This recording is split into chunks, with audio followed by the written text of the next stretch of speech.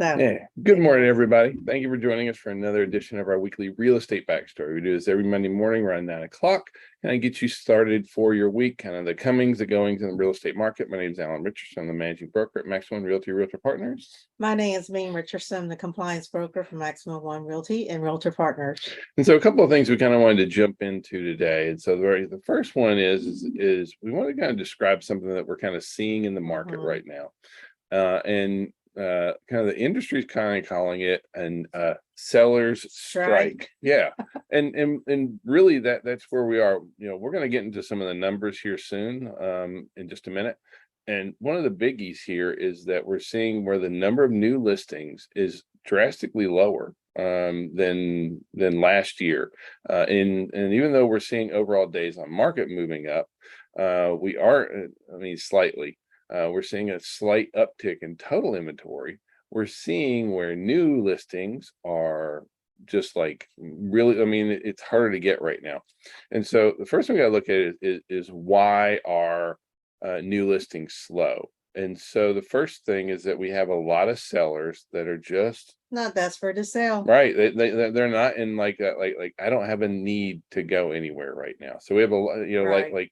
We have a shortage in housing right now, and our builders are pulling back, not building more. And so we have a lot of sellers who are kind of like meh kind of thing. Like, the way they look at it, if they sell, they gotta buy. So therefore they're same boat as a new buyer. So unless they find a super deal, they're just not willing to give up some of the gain they may have made in a property recently. Then we have another group of sellers out there that aren't willing to give up the gains that they've made. They've seen massive increases in their property values over the last several years, in the tune of 40-50% in some cases. And so they see us moving into another home as this huge, well, it's going to cost me a lot more kind of thing.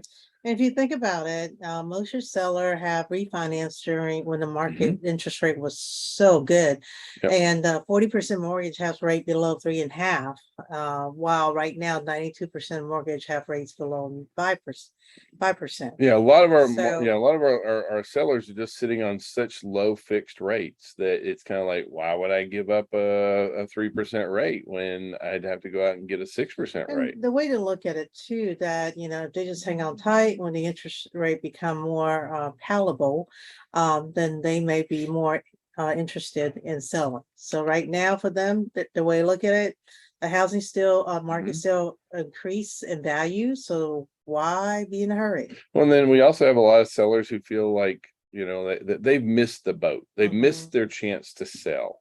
And then probably the last point is like, where am I going to go? What am I going to go do? And so like to be effective listing agents, we have to make sure that we're keeping our finger on the pulse of the market. And so like the item, the bullet points that we just went over, these are not like up for debate. Like these things we're seeing these happen in our market real time. And while I don't want to convince anyone to do something that they don't want to do, I'm not talking about that, and I'm not talking about manipulation. But as far as like being able to throw options at sellers and be able to talk to them about what's happening in the market, and so I got it that you're not desperate to sell, but like we're even though you may not be willing to give up those property value gains, those property value gains are going to carry with you to the next house. Like if you sell now and you capture that equity, you're going to put that equity into the next house almost every single time. We are going to start, like as soon as the Feds stop raising the federal funds rate and shocking the market, we will start seeing rates come back down, which is something that we really do need to see. As far as like missing their opportunity to sell, it's still a really great market. That's the thing. We are still in a seller's market right now. Where's some places you can go for inventory right now, y'all? Think about it. Well, anybody has second home, or and I know this sounds not a little wonky. Anybody that may be inheriting a house, from their parents or someone else, those are a great market to go. So you got to look at the newspaper and see what's going on. The other thing that we're seeing is right now there's a trend with sellers that nearly 70% of sellers are selling a home that has 0 children. right? Mhm. So in a couple of years when our kids move out, We're gonna be empty hopefully, nester. that'll probably be a time when we start thinking about those kind of things, and we see that happen again and again and again. Right. So keying in on folks that don't have children anymore, like that's why we normally Or see a empty kind of a jump. nesters. Yeah, that Empty kind of thing. nesters. And there's is a lot to maintain, especially a large square footage home, Well, which is great for folks that are working from home that do have children. So Well, the other biggie here is when the whole point of where will they go, like sending out property alerts and letting folks know what's coming on the market, mhm. what's coming available. I realize you're not looking right now, but I want to keep you up to date. So we use KV Core, use the system to send out property alerts, even if you're only sending out once a week, every couple of weeks kind of thing, just so you keep your sellers engaged and knowing what's on the market, what are homes going for, where they're looking for. And sometimes not the client itself, sometimes it's maybe their friends or families that are looking at maybe out of Yeah. state, you guys, I had an agent that actually asked me last week, what do you mean by referral?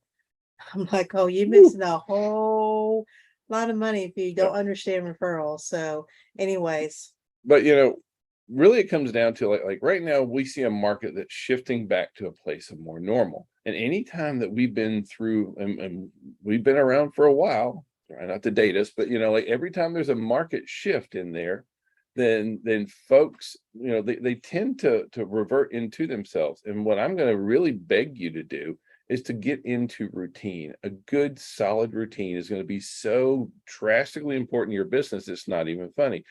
I get up, I work out, I do this, I go here, and then I go in the office or I go into my workplace or workspace. I make phone calls, I prospect, I follow up on new listings, or I check out the market. Like having a really steady routine instead of just sitting back and waiting for business. Like we see where more millionaires are made in a down market than an up market. And so I'm not saying we're in a down market. I'm just saying that we're we're not. in a shifting Honestly, market. millionaire are made in every Yep. market as long as they have a routine and also a goal. Yeah. Because that's the biggest thing. Now, one thing I do want to kind of share with you here, guys, this morning, and something that's probably not like, oh yeah, Top of your let's list. talk about this right here. And so I want to kind of go over with you very quickly is a guide to paying quarterly taxes. This is a big deal. And even us back in the day, we got caught in this same trap. And it's one of the things that we want to help folks really avoid. And so as a real estate professional, you are responsible for your own taxes. And I know so many realtors that have trouble with the IRS.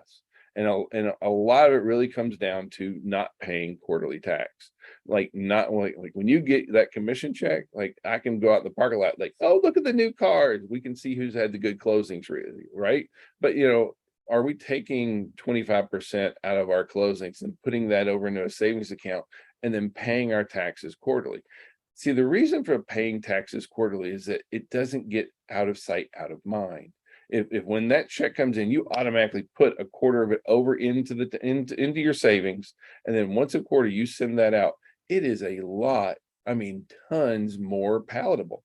When you wait until the end of the year and then you get sticker shock, and then you're like, oh, that starts to sting, Oh, right? absolutely. So being wise about your taxes, like what, no matter what's inevitable, death and taxes, right? So you're not getting away from this. And so you are a small business person, you are required to file quarterly taxes. It's for independent contractors, sole proprietors, members of partnership, and people who run their own business. Guess what?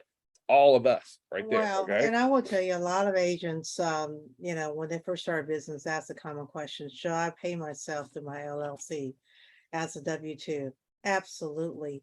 All Well, day. but we're getting into tax advice. I'm So, not trying to get there. I'm not trying to get into accountant advice. What I do want to say is, like, you have to, even if you are, whether you're an LLC or not, like you need to pay your taxes, and it's so much easier if you'll pay them once a As you quarter go along. as you go along, because it never Or fails. do it for every closing, Yeah. so that you're out of mind, out of sight, You know so that- you're always caught up. Well, that's one thing that Ming really adopted for us, was when we had a closing, she kicked that money over into our savings account automatically on everyone. But if you'll do that, you'll find that you don't end up having problems. So we know we need to pay it. When is it due, right? And so here's when, like for this past year, we just passed one on September 15th. The next one's due on January 17th. Now, taxes may not be due until April, but you don't want to like by April, you're already like, I've already spent that money. I'm already going, I went on a cruise and blah, blah, blah, blah, blah, blah. Things happen, so we get it. So, but if you're just being proactive about your taxes, you'll never get caught in a river. Yep. So you can file them, electronically through the federal tax payment system. You can still use paper forms you can get for the IRS. But the whole idea here is that you don't get behind. I'm begging you, don't get behind. It is a very unpleasant place to be, and some people that we care about deeply have been affected by this. So be smart about what you're doing. All right, Yep. Soapbox passed. All right, let's talk about mortgages. So interest rates dropped just a tick, not much, but they did drop just a little bit this past week. Now, one good thing that we are seeing right now is that the share of FHA mortgages are moving up. The percentage of FHA mortgages have been steadily increasing. And we're seeing where more FHA mortgages are being accepted by sellers. The days of I want all cash, no financing kind of stuff. So we're seeing more DPA, more of these things that help our buyers out. We're also kind of moving back to those old days of, like when we bought our first house, it was FHA. And then when rates dropped, we refied. Oh, And so that absolutely. same kind of thing is kind of what we see moving on into the marketplace, is that, marry the house, date the rate. And Absolutely. that's kind of our best guess out there. Now, the other thing that we're kind of seeing is ever since the pandemic, we've seen the amount of down payment that folks are putting down has been increasing steadily every year. I mean, for the last 3 years kind of thing. And it continues to go up. Here in the Atlanta area, the median down payment is right at 10%. And you can see that's and that's been consistent, year over year, that, what's been running right about now. We find that first time buyers are paying closer to 6.5, roughly, between 6 and 7.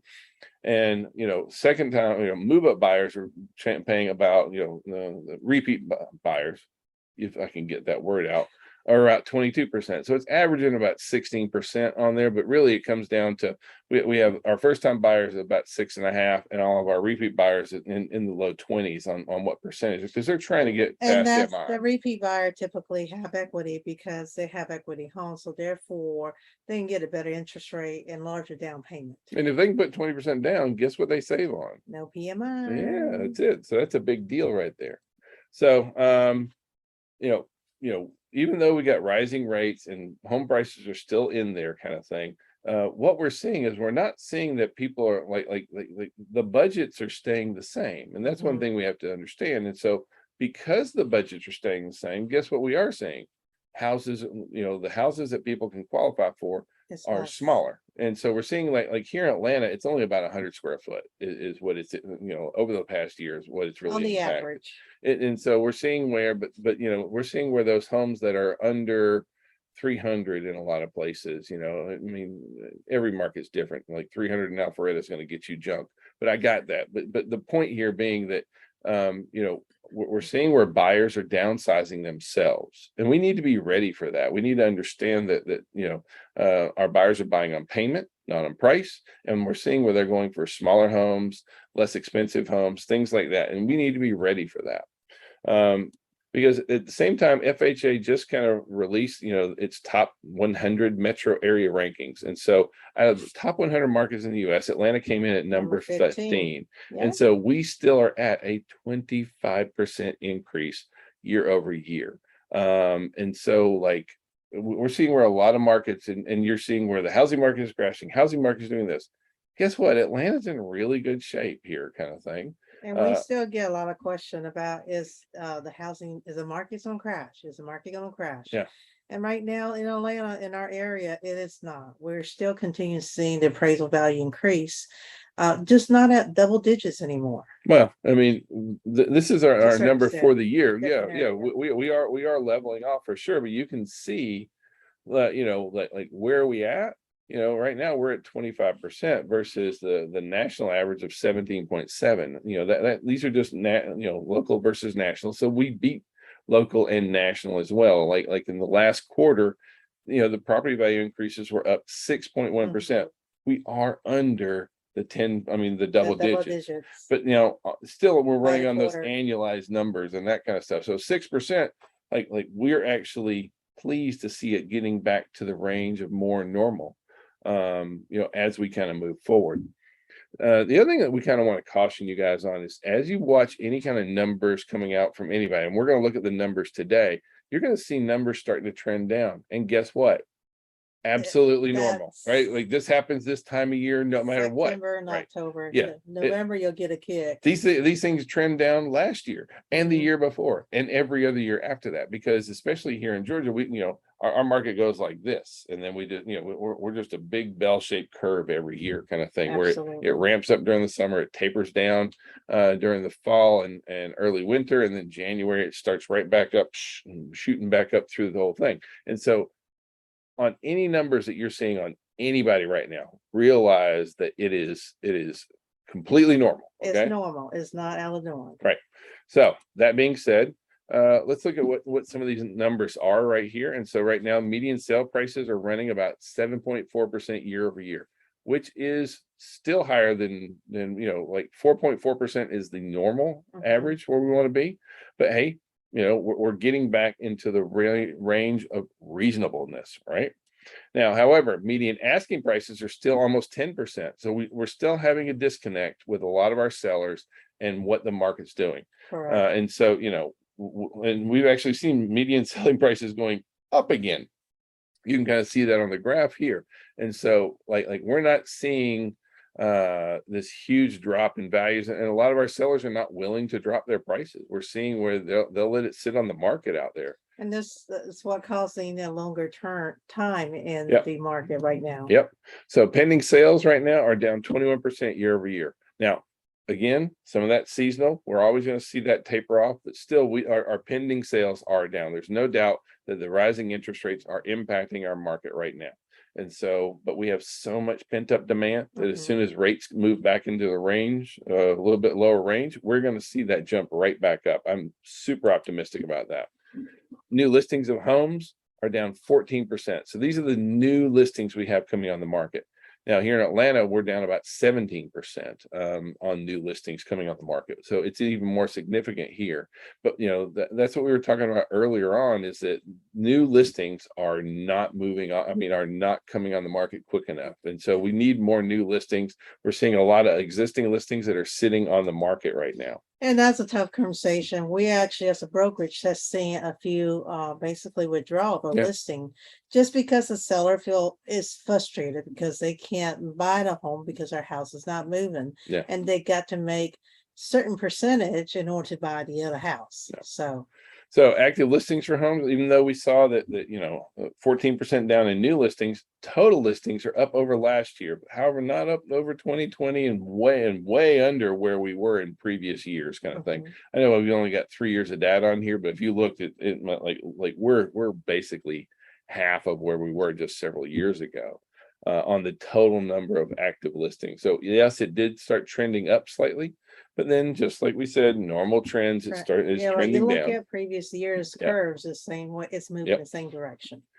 So 35% of our that being said, 35% of our pending sales are under contract within 2 weeks. And that is actually trending up. And so that what we're seeing is the properties that come on the market that are priced right, in good condition, are really they're still moving. They're moving honestly, and kudos to those listing agents that have consulted with a seller and say, hey, I know what the market's doing. Trust me on it, and please don't overprice, because you know that's half of the battle, y'all. Yeah, because at the same time, we're still seeing where a third of our listings are sold above list price. Okay, and so like this is not a market that's just crashing, and we need to definitely understand that, a third of our listings are still going above list price. So those are great listings, y'all, and listed Yeah. correctly. Now, at the same time, we have about 7.6% of our listings have price drops, and those are the properties that are sitting out there, sitting on the market, those are the ones that are eating us up right there. So again, a lot of this is seasonal stuff, not necessarily the price drops and that kind of thing, but we just try and keep you up to date and up to speed on what that's going on. Now, one other thing that we've seen really impacting our market is remote work, and it turns out that Atlanta is the fourth most popular, highest percentage of remote work in the United States, which I was actually very surprised to see that we ranked this high. And so, Atlanta is number 4. Basically 26% of our labor force is remote work. And so for us in the real estate industry, that is something that for us to kind of really take into consider, because with remote work, Atlanta's already like the perfect epitome of sprawl, right? We have no natural border, so we just go everywhere. And so our MSA is like, a bazillion miles either way. We have one of the longest longest commutes in the US already. Traffic is a nightmare, but what we're seeing is remote work means that folks are moving outside of the city centers so much more. And so the burbs continue to really continue to rock out right now. And we really kind of see that holding, that trend looks to be holding true moving forward. So we feel very good about that, but just it's an interesting thing, because you should still find that nearly 1 out of 4 of your clients can work from home. And then those folks who do work from home, what kind of houses are they looking for? What kind of choices do they make for housing when they don't have to live that close to work? It opens up some good opportunities. Well, a lot of them are going to the burb, like Alan said, and that if they even have remotely travel once or twice a week, it's still for them. They don't mind that travel time once or twice a week to their headquarters, just to get a much better home and bigger home to live in. Yeah. Now, in contrast here, rent is, like if you see some on the news, some folks are going to be like, "Hey, guess what? Rents are dropping." Yes, it's seasonal, right? This is the rent market follows the same as the housing market, because property values are based on, rental values are based on property values. People move during school period. That's when the demands are high. So when you naturally have the higher demand, your rent's going to be much higher as well. But understand that rent is not a safe haven for our buyers, kind of thing. Right now, annual change in median rent, you can see that it was up 17% in 2021, another 7% so far in 2022, and the amounts of increase are steadily higher. Now, here in Atlanta, like those are national numbers. Here in Atlanta, rent growth since the beginning of the pandemic is up 21.2%. So that rental amount is still really, really significant. So the idea that we're just going to stay here and rent, that's not a real great recipe for success, because we're seeing where rental rates continue to go up. Yeah, this is a good slide for those of you who are trying to obtain buyers seriously, and let them know what the market's doing. It's not going to change anytime soon. Yeah, because for overall, just in our area kind of thing, you see that our rent growth in the Atlanta area is higher than the state, and is also significantly higher than the nation. You can see that, some of these are seasonal trends for sure, but we're still seeing where we're ranking really, really high. Now, what does that numbers work out to be for the average 2-bedroom apartment here is somewhere in the $1,500 to $1,700. We have some that are up to almost $2,000, but that's kind of our median on what is going. Well, and also you got to remember, the nicer apartment with all the amenities is going to cost much more. And then I got to scold y'all a little bit, because America's favorite. So they went out and said, what is the #1 candy bought in every state for Halloween? Swedish fish. Seriously, folks, Swedish fish is what we have. We can't get Reese's, and we can't get like Snickers. Come on now. We're in Georgia. How can we avoid peanuts in Georgia? I mean, seriously, you can trip over them. Anyway, Swedish fish is the big seller for the state of Georgia, and I'm sure with Halloween coming up, a lot of you guys are gonna be eating quite a bit. Here at McDonald office, our agents tend to like chocolate much better. Chocolate and wine, right? All right. If you guys need your swag, Max One Market is the place to go. You can go to max1market.com for all your Max One gear and that kind of thing. This week on training, so we have we have our sales meeting in all of our offices tomorrow morning at 10 a.m. We'll be live in every single office. On Wednesday, I'm teaching effective negotiating over in the Fayetteville office. That's a very powerful skill that you need to possess. And on Thursday, we have a virtual class, how to leverage business credit to gain access to working capital. So we hope that you guys have a great week. If we can do any kind of, or we can be of any service to you, please call, text, smoke signals. We answer it all. We love you. Thanks. Thank you. Have a great Monday. Bye-bye. Take